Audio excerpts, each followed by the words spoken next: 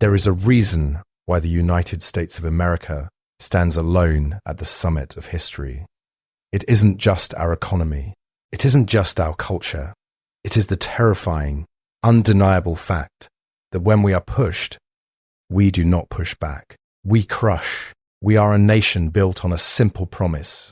If you are our friend, there is no better ally. But if you hurt our people, if you dare to spill American blood, there is no mountain high enough, no ocean deep enough, and no bunker thick enough to hide you from our wrath. In 1976, North Korea forgot this rule. They looked at a sleeping giant and mistook its silence for weakness. They thought they could butcher 2 American officers in broad daylight and get away with it because America was tired. They were fools. Because when you cut an American, you don't just get a fight. You get the full, unbridled fury of the greatest military machine the universe has ever known. You get the thunder of B-52 Stratofortresses blocking out the sun. You get the scream of F-4 Phantoms tearing the sky apart. You get the ground shaking under the treads of our tanks and the seas boiling under the screws of our carriers. Operation Paul Bunyan wasn't a battle. It was a flex. It was the United States stepping onto the world stage, racking a shotgun, and reminding every tyrant, dictator, and despot exactly who runs this planet. They killed 2 of ours, so we brought enough firepower to turn their entire country into a memory. This is the story of the day America reminded the world that while we pray for peace, we are unmatched in war. This is the story of the day we almost deleted a country from the map just to prove a point. August 18th, 1976, 10:45 in the morning. The Korean Demilitarized Zone, a place where the earth itself holds its breath, where every blade of grass grows in the shadow of loaded weapons, and the air tastes like rusted barbed wire and decades of unresolved hatred. The temperature is climbing toward 90 degrees. The humidity wraps around you like a wet wool blanket, soaked in diesel fumes and anxiety. And in this pressure cooker of geopolitical tension, 2 American officers are about to be murdered with their own tools, triggering a military response so overwhelming, so apocalyptic in its scope, that the North Korean regime will spend the next 3 days wondering if they just signed their own death warrant. This is the story of Operation Paul Bunyan, the day America showed the world exactly what happens when you cross a line drawn in blood. Let me paint you a picture of the Joint Security Area in 1976. It's not a border, it's a wound that never healed, a scar tissue junction where 2 ideologies collide in slow motion every single day. On one side, you have the South Korean and American forces. On the other, the North Korean People's Army and their Chinese advisors. Between them, a concrete line that might as well be the edge of the known universe. And in this bizarre twilight zone, both sides are forced to maintain what they call the armistice, a ceasefire that's really just a mutual agreement to postpone the inevitable bloodbath. The Americans and South Koreans had a problem. A 70-foot poplar tree, ancient, thick-trunked, its branches spread out like grasping fingers, blocking the line of sight between 2 critical checkpoints. From the United Nations Command Post number 3, you couldn't see Observation Post 5. That tree was a tactical liability, a blind spot, and in a place where men stare at each other through rifle scopes all day, a blind spot is a death sentence waiting to happen. So the decision was made. Trim the tree, not cut it down, not start an international incident. Just trim it, make it safer. It was maintenance, routine, boring even. Captain Arthur Boniface was 33 years old, a husband, a father, an officer in the United States Army with exactly 1 month left on his tour in Korea. 1 month before he'd rotate home, hug his family, and put this tense, miserable assignment behind him. He had the kind of face you'd trust, square-jawed, clear-eyed, the face of a man who does his job without complaint and sleeps well at night knowing he did it right. First Lieutenant Mark Barrett was 26, younger, greener, but solid, capable, West Point educated, a man with his whole career ahead of him. Together, they led a work detail of South Korean civilians into the joint security area that morning. Engineers, men with chainsaws and pruning equipment, men who were about to become witnesses to murder. The North Koreans watched them arrive, always watching, always waiting. And among the watchers was Senior Lieutenant Pak Chul. The Americans and South Koreans called him Bulldog, not because of his appearance, but because of his demeanor. Aggressive, territorial, mean. He had a reputation. Everyone who worked the JSA knew Pak Chul. He was trouble looking for an excuse. He was the kind of petty tyrant who compensates for powerlessness by exerting dominance in the only arena where he has any. And that morning, as he watched the Americans begin their work on that tree, something in him snapped. Maybe it was the heat. Maybe it was orders from above that we'll never know about. Maybe it was just the accumulated rage of standing in that hellish place day after day, watching the Americans operate with their casual confidence, their superior equipment, their obvious superiority. Whatever it was, Pak Chul made a decision that would bring the full weight of American military power down on his country's head. The work crews started cutting. The chainsaws roared to life. The sound cut through the humid air, and Pak Chul approached. At first, it seemed like another argument, just another day at the world's most dangerous border. He demanded they stop. Captain Boniface, following protocol, showed him the authorization, explained the mission, kept his voice level and professional. This was routine. They'd done this before. You explain, you show paperwork, the North Koreans posture and complain, and eventually everyone goes home. But not today. Pak Chul called for reinforcements. A truck appeared. 30 North Korean soldiers poured out, armed with clubs, axes, and iron bars. Not rifles. That's the sick irony of what came next. This wasn't going to be a shooting war. This was going to be primitive, visceral, personal. The situation was deteriorating fast. You could feel it. That electric charge in the air before lightning strikes. The American quick reaction force was too far away. The South Korean guards were outnumbered, and Captain Boniface, standing there in his fatigues, with sweat running down his back and his heart starting to hammer against his ribs, knew they were in trouble. Pak Chul walked up to the Americans, close enough that they could smell the kimchi on his breath. And he said something in Korean. The translator later said it was simple, direct. 5 words that changed everything. Kill the bastards. What happened next lasted less than 4 minutes. 4 minutes of chaos and blood and the sickening sound of metal striking bone. The North Koreans swarmed. They grabbed the tools, the axes meant for the tree, the American axes, and they turned them on the Americans. Captain Boniface tried to fight back, but there were too many. They beat him to the ground, punches, kicks, and then the axe. They struck him in the head with the blunt end, once, twice. His skull cracked like pottery. He went down, and they didn't stop. They kept hitting him, kept beating him even as he lay motionless in the Korean dirt, blood pooling around his head, mixing with the dust to create dark mud. Lieutenant Barrett ran, pure survival instinct. He made it 30 feet. They chased him down like wolves on a wounded deer, surrounded him, and they beat him to death with their fists and feet and clubs. His last conscious thought, if he had one, was probably confusion, the bewildered incomprehension of a man dying in a place that was supposed to be neutral ground during an errand that was supposed to be routine. The South Korean workers scattered. Some were injured.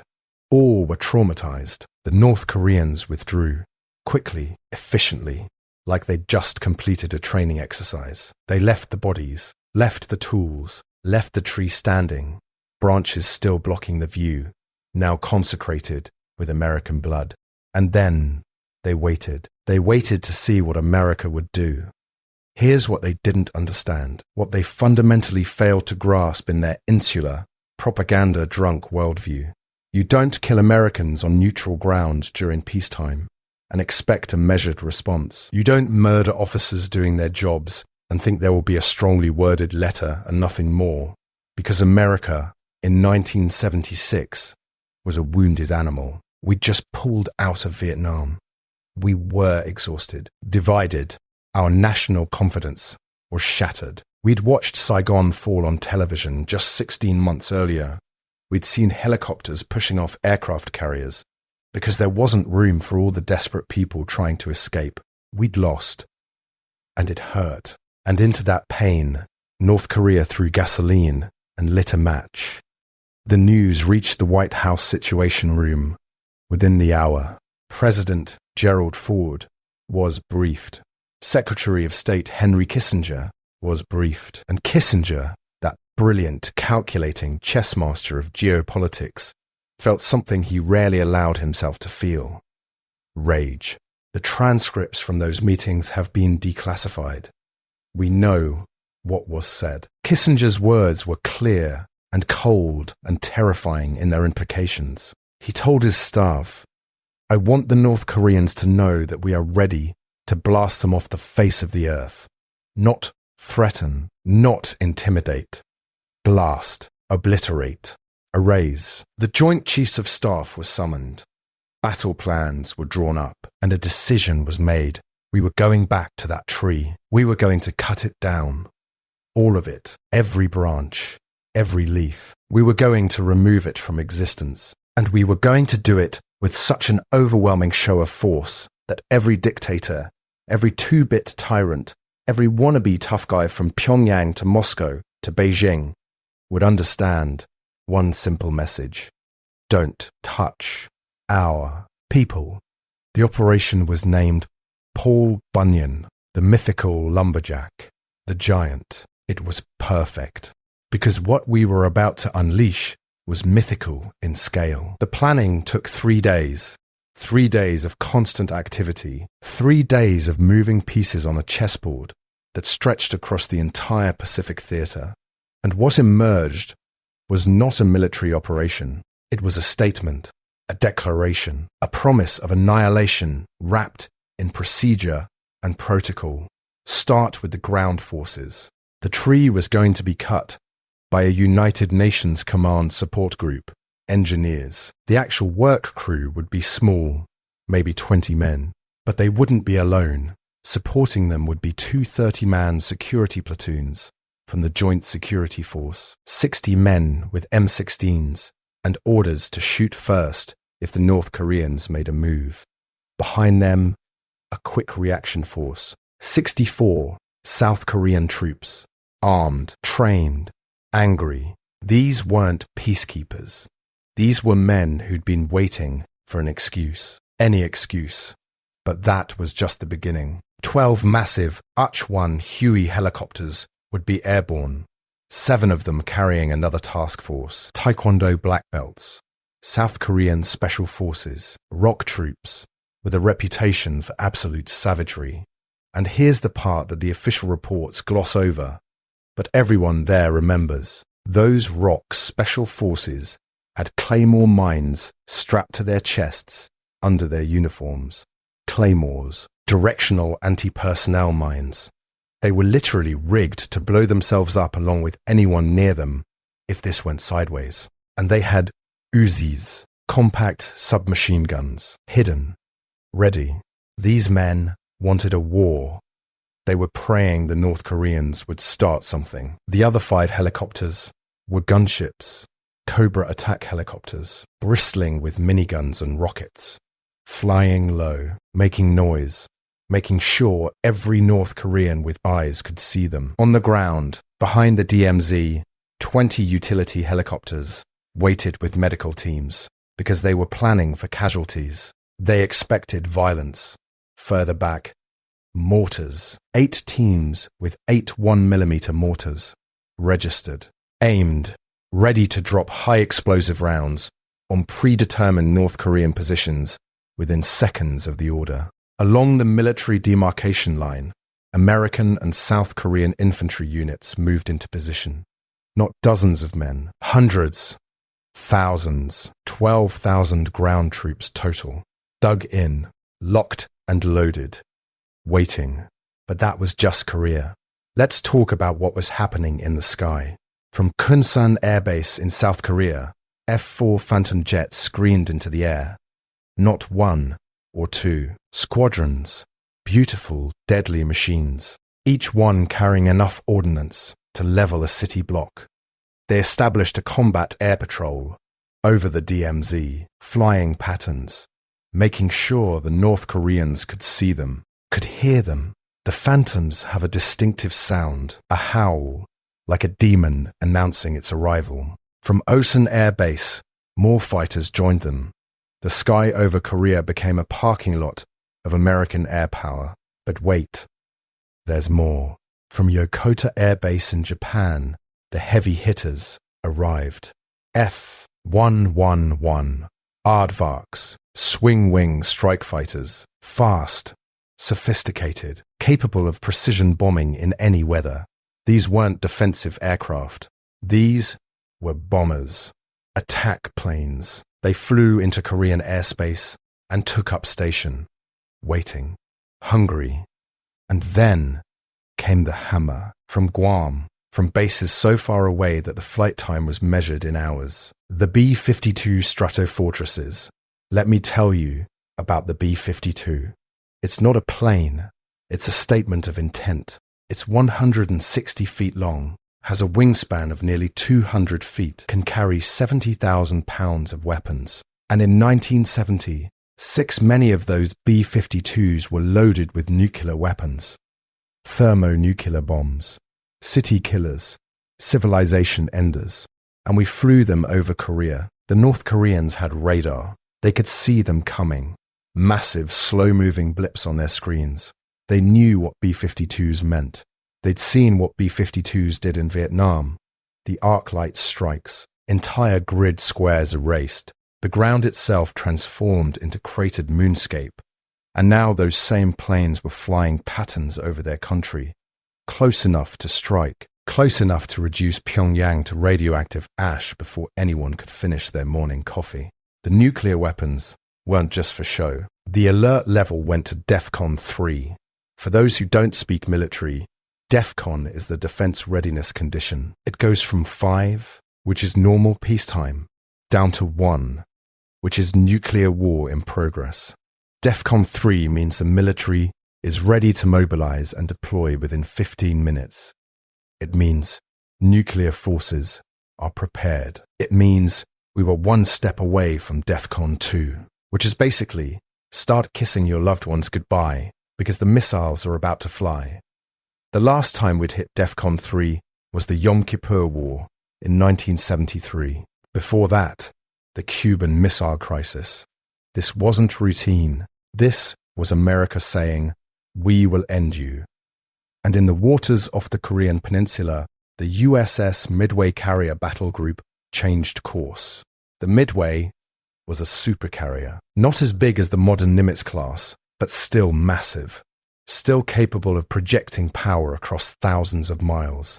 It carried an entire air wing, dozens of aircraft, and it was escorted by cruisers, destroyers, and submarines.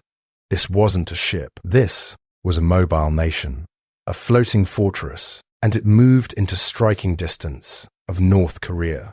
The North Korean military went on full alert, every soldier to his post, every gun manned. Their leaders were panicking. You could tell because their radio traffic spiked. Frantic, confused. They were calling up reserves, moving units, preparing for an invasion that might be coming in the next hour or might not come at all. The psychological pressure was incredible. They were staring at the end of the world, and they didn't know if we were bluffing. We weren't bluffing. August 21st, 0700 hours, 3 days after the murders. The convoy formed up. Jeeps, trucks, engineers with chainsaws, the support platoons, everyone in full combat gear, helmets, body armor, weapons loaded and safeties off. The mood was electric. Men were sweating, and it wasn't just from the heat. This could go sideways in a heartbeat. Everyone knew it. Everyone was ready for it. The helicopters lifted off. The sound was deafening. Rotors chopping the air. Turbines screaming. They flew in formation toward the tree, toward the spot where American blood still stained the ground. The convoy entered the joint security area, and the North Koreans watched. They had about 200 soldiers in the area, armed, positioned, that they could see what was above them. They could hear the jets, the heavy, threatening roar of fighters flying combat air patrol. They could see the helicopters, the gunships orbiting like predatory birds. And somewhere, on the edge of perception, they could hear the deeper sound, the rumble, the B-52s, miles up, invisible, carrying death. The math was simple. The North Koreans had 200 men, with rifles and a few machine guns. America had brought the apocalypse. Senior Lieutenant Pak Chul was there, Bulldog himself, standing with his men. And you have to wonder what was going through his mind. Did he feel powerful 3 days ago when he gave the order to kill? Did he feel like a revolutionary hero, a defender of the People's Republic? Did he enjoy watching the Americans die? And what did he feel now, standing there watching the American convoy roll in with the calm confidence of men who knew they held every card, watching the helicopters land and disgorge special forces who moved with lethal efficiency, watching engineers set up their equipment while gunships circled overhead like vultures? Did he feel small? Did he feel the crushing weight of the mistake he'd made? Did he look at his men and see the fear in their eyes and realize that he'd brought them to the edge of annihilation for his ego? The North Koreans didn't move. They stood there, frozen, paralyzed by the overwhelming display of force. They'd been taught that America was a paper tiger, weak, divided, afraid. But paper tigers don't bring B-52s. Paper tigers don't mobilize carrier battle groups. Paper tigers don't fly in with enough firepower to level a country. The engineers went to work, chainsaws roaring. The sound was different this time, not nervous, not tentative. This was the sound of a job being done. Methodically, professionally, the tree came down in sections, branch by branch. The work crew was calm, almost bored, like they were trimming trees in a suburban neighborhood, not working under the barrel of thousands of guns. 42 minutes. That's how long the operation took. 42 minutes of cutting. 42 minutes of tension so thick you could choke on it. 42 minutes where one wrong move, one nervous North Korean soldier firing one shot would have triggered a war that would have killed millions. The South Korean Special Forces stood ready, hands near hidden weapons, eyes locked on the North Koreans, daring them, begging them, come on, give us a reason. The North Koreans didn't move. The tree fell. All of it, every branch, every leaf. It was removed, cut into pieces, hauled away. The blind spot was eliminated. The tactical problem was solved. The message was delivered. We are not afraid. We will not be intimidated. We will do what we decide to do, when we decide to do it. And if you try to stop us, we will erase you from history. The convoy withdrew. Slowly. No panic. No rush. Just a measured, professional extraction. The helicopters lifted off. The jets remained on station for hours afterward. The B-52s continued their patterns. The carrier group stayed in position. The message was clear. This isn't over until we say it's over. 3 days later, a message arrived from Pyongyang, an official communication from Kim Il-sung himself. The dear leader, the eternal president, the man worshipped as a god in North Korea. It was brief. It expressed regret, not an apology. The North Korean government never apologizes, but regret, a carefully worded statement acknowledging the incident while avoiding responsibility. It was the closest thing to a white flag they could wave without losing face. And with that message, the crisis ended. The DEFCON level lowered. The carrier group resumed normal operations. The jets returned to their bases. The B-52s went home. The 12,000 ground troops stood down. Operation Paul Bunyan was over, but the lesson remained. They built a monument right where the tree had stood, a simple plaque commemorating the deaths of Captain Arthur Boniface and Lieutenant Mark Barrett, two men who died doing routine maintenance, two men who deserved to go home to their families, two men whose murders triggered one of the most overwhelming military responses in peacetime history. The Joint Security Area changed after that. The rules became clearer, the boundaries more defined. The North Koreans became more cautious because they learned something that day, something visceral and undeniable. America can be patient. America can be diplomatic. America can negotiate and compromise and work through channels. But push too far, kill our people, cross that line drawn in blood, and you will see something that will haunt you for generations. You'll see the full weight of American military power, not restrained by politics or public opinion or international pressure, just raw, overwhelming, apocalyptic force, the kind of force that makes nations reassess their entire worldview, the kind of force that makes dictators wake up in cold sweats wondering if today is the day the sky falls. North Korea had killed two Americans. America responded by showing them and the entire world that we could wipe them off the map before lunch and be home in time for dinner. We didn't do it. We chose not to. Not because we couldn't, not because we were afraid, but because we made a conscious decision that mercy was an option we could afford. That restraint was a luxury we possessed, that we were strong enough to choose peace even when we had been given every justification for war. That's power, real power, not the petty, insecure posturing of a third-rate dictatorship murdering maintenance workers, but the calm, confident capability to destroy and choosing not to, the ability to bring the apocalypse and then, at the last moment, to pull it back and say, not today, but we could. Remember that. We could. Operation Paul Bunyan lasted 42 minutes, but its shadow lasted decades. Every North Korean officer who was there that day, who stood and watched the American military machine deploy with casual, terrifying efficiency, carried that memory, and they told their subordinates, and those subordinates told their replacements, an institutional memory of the day they looked up and saw their own extinction circling overhead, and realized that they survived only because America chose to let them. Captain Boniface never made it home. Lieutenant Barrett never saw his future. They died in the dirt, murdered by cowards with axes, but their deaths were not meaningless, because their deaths became the catalyst for a demonstration of power so absolute that it prevented a war.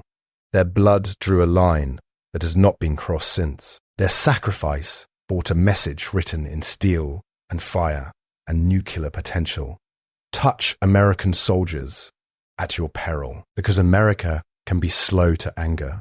But once roused, once that sleeping giant opens its eyes and stands to its full height, you will wish you had never been born.